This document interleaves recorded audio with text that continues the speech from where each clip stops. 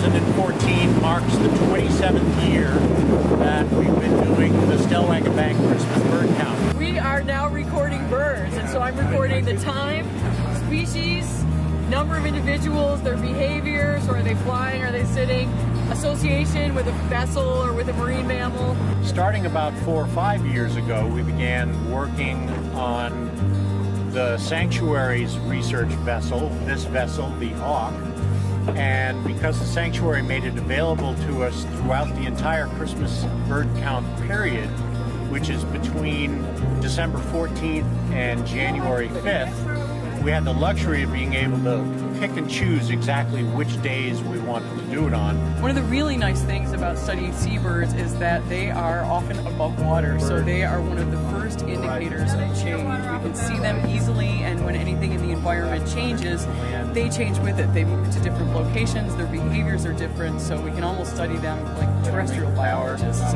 So they are a great indicator, barometer of change in the sanctuary environment.